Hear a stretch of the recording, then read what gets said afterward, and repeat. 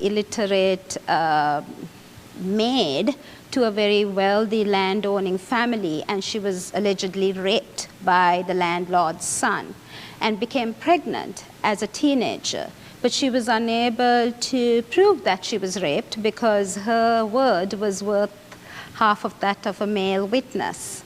And also because of her pregnancy, that then became proof of zina or adultery, which is a criminal offense. And what you did there was, as I said earlier, you fought these cases in court and outside court.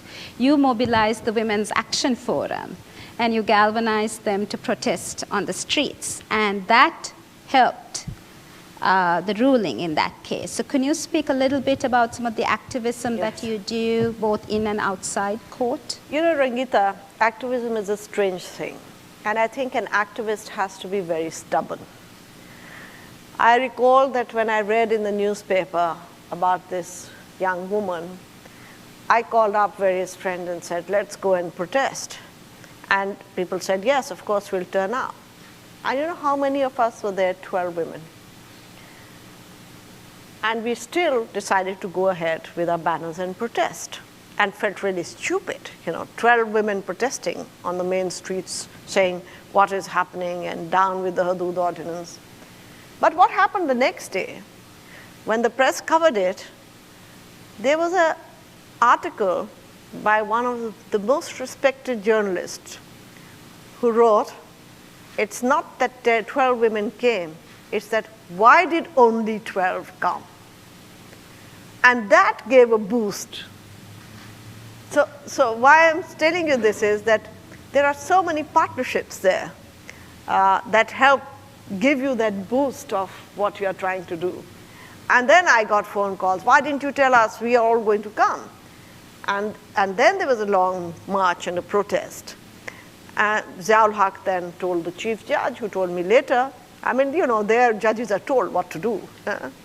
And so we were told that please come and plead her case. The decision was already taken to let the woman go because Reuters had given a story, and the story was caught here in the US. And Ziaul Haq was very sensitive about US public opinion.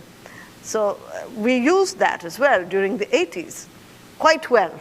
And I must thank some of the feminists here in the US who helped us greatly during a very difficult period in the 80s, because they were able to lobby in Washington and elsewhere that Ziaul Haq should be reined in as far as women's rights was concerned. So I believe that we can only work through these partnerships and reinforcing each other, regardless of which part of the world you're in. So on that, and building on US partnerships, you've been also very candid and outspoken about the kind of partnerships that must be forged. And you've been very critical about some of the US foreign policy initiatives that have partnered with the wrong, with the wrong leaders in Pakistan, including Ziaul Haq. Ziaul Haq was supported by the US, and then more recently, the Musharraf regime. And you have said very poignantly, the army is into every business in this country except hairdressing. And the US seems, in your words, to be nurturing all of those businesses except hairdressing, and by providing aid to the worth of $1.5 billion to the Pakistan military.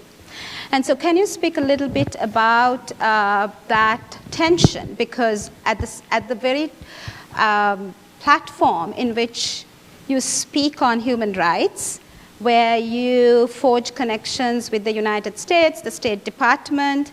My friend and colleague Amy Gadsden was going to be here with her 2 young daughters, but when she was at the State Department, she encouraged me and was very enthusiastic when I told her that I was going to bring you to the US and to China.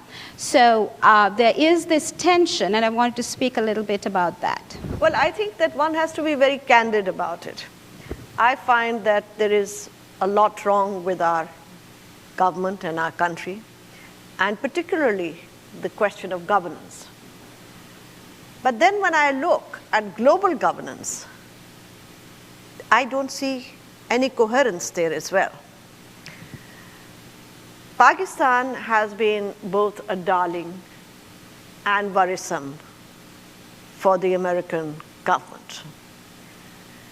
But for us as Pakistanis,